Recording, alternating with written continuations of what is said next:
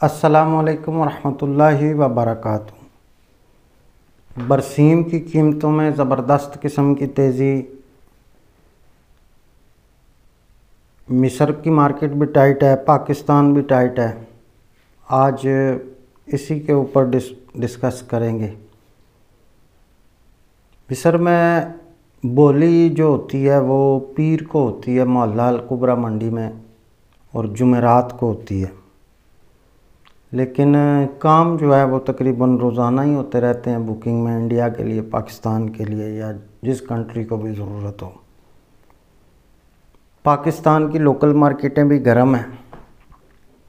आज शेखुपुरा मंडी में जो नॉर्मल माल हैं, पक्के दड़े जो हैं, ये 12,500 से लेके और कोई आप समझ लें 15,700 का लेवल बन गया है।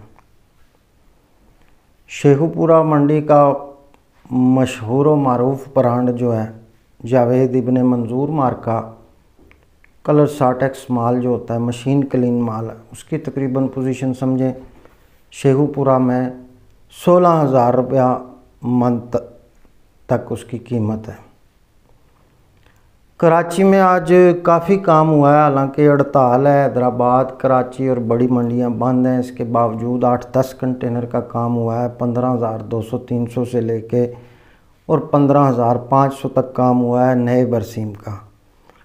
जबकि पुराना बरसीम भी काफ़ी गर्म है। पोजीशन तो 13,500 बताते हैं, लेकिन लेने जाओ तो 14,000 रुपये मन में भी नहीं मिलता। इस गर्मा गर्मी की जो वजह है वो मिस्र की मार्केट का टाइट होना है। आज भी बंद मार्केट में मिस्र की मार्केट काफ़ी गर्म हो गई और $1150 से लेके $12,500 तक की बुकिंग आ गई है। बुकिंग के रेट 11.5 से $12,500 बता रहे हैं, लेकिन मिस्र से खुलकर बेच नहीं आ रही। उसकी वजह यह है कि मिस्र के जो स्टॉकिस्ट हैं उन्होंने माल पकड़ा हुआ है, उनकी पकड़ भी मजबूत किस्म की है। दूसरा, कल हमारी मिस्र के एक एक्सपोर्टर से बातचीत हुई तो उन्होंने बताया कि इस वक्त मिस्र में 2 इलाके हैं, एक अपर इजिप्ट का इलाका है और एक डेल्टा का इलाका है। डेल्टा में फसल बड़ी होती है, अपर इजिप्ट में फसल छोटी होती है। अपर इजिप्ट की क्वालिटी हाई क्लास होती है, जबकि डेल्टा की क्वालिटी मीडियम क्लास होती है। तो कल हमारी एक इंपोर्टर से बातचीत हुई तो उन्होंने कहा कि जो अपर इजिप्ट के फार्मर हैं वो डेल्टा के इलाके से अपनी लोकल सीडिंग के लिए, लोकल प्लांटिंग के लिए भी ख़रीदारी करना शुरू हो गए हैं। तो जिसकी वजह से मिस्र की मार्केट जो है वो टाइट है। पिछले हफ्ते हमने $1,060 तक काम किए थे, जबकि आज 11,500-1200 बता रहे हैं। ये जो $1200 वाला सौदा है, ये तकरीबन आप समझ लें कि 16,000 के लगभग आपको पड़ेगा कराची आके। और वो भी उस सूरत में कि अगर डॉलर को हम 308-310 के लेवल पे रखें तो अगर डॉलर आपका 320-25 हो जाता है तो फिर आपका पड़ता मज़ीद महंगा हो जाएगा। गुज़िश्ता वीडियो में भी मैंने इस बात का इशारा दिया था कि अभी हमारी जो मार्केट है पाकिस्तान की, वो फ़िलहाल मिस्र को और इंडिया को फॉलो नहीं करेगी, क्योंकि 5-7 सितंबर से रिटेल में इंशाल्लाह गाहकी निकलना शुरू हो जाएगी। और जब हमारी लोकल गाहकी चलेगी तो फिर 15-20 अक्टूबर तक टॉप किस्म की गाहकी रहेगी। दूसरी अहम बात यह है कि बुकिंग कोई लंबी चौड़ी हुई कोई नहीं है। कोई लोग कहते हैं 300 कंटेनर हुआ है, कुछ लोग 350 का अंदिया देते हैं। पुराना माल इस दफ़ा बहुत ज़्यादा इंपोर्ट हुआ, तकरीबन 150-200 डब्बा, बाज़ माहिरीन कहते हैं 200 डब्बे तक इंपोर्ट हुआ था। लेकिन पुराना माल आपका समझ लें जितना भी इंपोर्ट हुआ है उसमें 90% आपका माल वो अफ़गानिस्तान चला गया। सन 2007 के बाद सबसे बड़ी ख़रीदारी इस दफ़ा अफ़गानिस्तान के लिए हुई है। हमें याद है सन 2007 में भी 15 जनवरी के बाद अफ़गानिस्तान ने माल लेना शुरू किया था और उस वक्त कराची में पुराने माल काफ़ी पड़े हुए थे और 1.5-2 महीनों में ही तकरीबन 150-200 डब्बा वो ले गए थे। इस साल भी अफ़गानिस्तान ने काफ़ी माल ख़रीदा है पुराना। ये मैन ख़रीदारी जो है ये NGOs ने की है। जो बड़ी बड़ी गैर मुल्की समाजी तंजीमें हैं उन्होंने बरसीम यहाँ से ख़रीदा है 200-200 टन, 300-300 टन, 500-500 टन करके, और अफ़गानिस्तान के फार्मर्स को उन्होंने दिया है वो बीज, ताकि वो अपने चारा जात की ज़रूरत को पूरी कर सकें। तो पुराना बरसीम आप समझ लें कि ये 90% बाहर ही निकल गया है। पुराने बरसीम में खैंच भी ज़्यादा है, लेने जाएं तो मिलता भी नहीं है। अब एक और जो सबसे बड़ी आपको मैं टेक्निकल बात बताने जा रहा हूँ, ये सबसे ज़्यादा अहमियत की हामिल होगी कि बरसीम जो है एक मौसमी आइटम है। इसने मखसूस जो 2 महीने होते हैं इसमें बिकना होता है। दर्जा हरारत नीचे आ जाए तो 25-26 सितंबर से बीज ज़मीन में जाना शुरू हो जाता है, जबकि नवंबर तक समझ लें कि इसकी बिजाई जो है ये तकरीबन 85 से 90% कंप्लीट हो जाती है।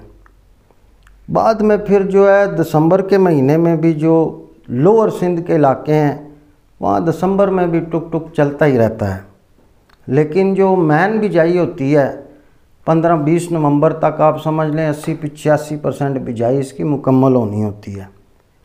अब मसला ये है कि पाकिस्तान को अभी मज़ीद 300-350 कंटेनर, बाज़ माहिरीन 400 का भी अंदिया देते हैं कि 400 कंटेनर हमें और चाहिए।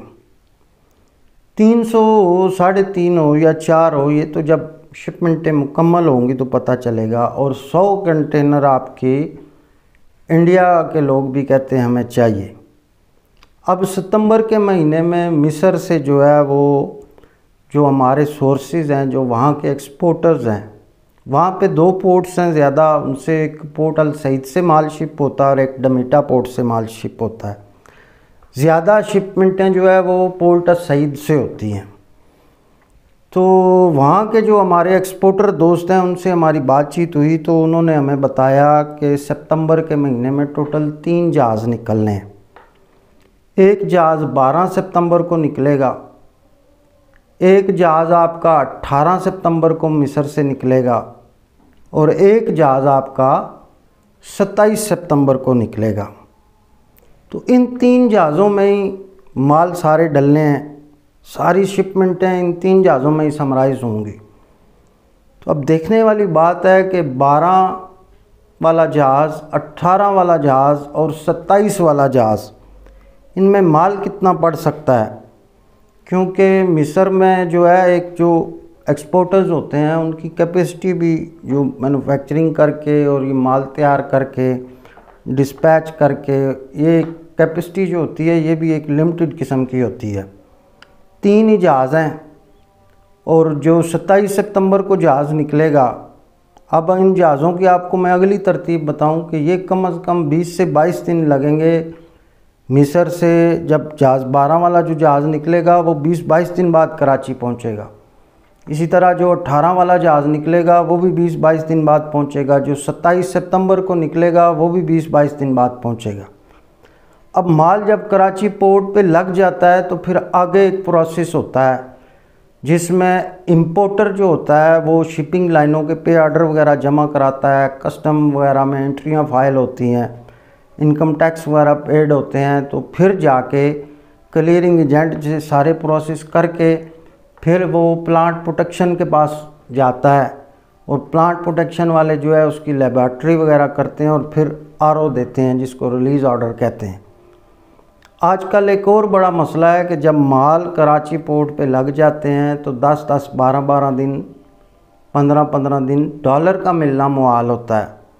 बैंकों से डॉलर टुकड़ों में मिलते हैं थोड़े थोड़े करके। तो 10-10 दिन, 12-12 दिन, 15-15 दिन पोर्ट पे माल भी धक्के खाता है। पोर्ट का असूल है कि 5 दिन बाद अगर आप पोर्ट से माल नहीं उठाओगे तो गवर्नमेंट आपको जुर्माना चार्ज करेगी। इसी तरह जिस शिपिंग लाइन ने आपको कंटेनर फराम किए हुए हैं उस शिपिंग लाइन ने कागज़ों पे शर्त लिखी होती है कि 14 दिन के अंदर अंदर आपने कंटेनर हमें वापस करना है। अगर इंपोर्टर 14 दिन तक शिपिंग लाइन को कंटेनर वापस नहीं करता तो शिपिंग लाइन भी जुर्माना चार्ज करती है, उसको डिटेंशन कहते हैं। तो जब डैमरेज और डिटेंशन लगना शुरू हो जाता है तो फिर पड़ता आपका 16,000 की जगह कहीं आगे निकल जाता है। तो इसलिए इन वजूहात की बिना पर हमें बरसीम में अच्छी खासी तेज़ी नज़र आ रही है कि बरसीम आगे सितंबर का महीना है, जहाज़ 3 है, इसी में सारा माल बुक होना है।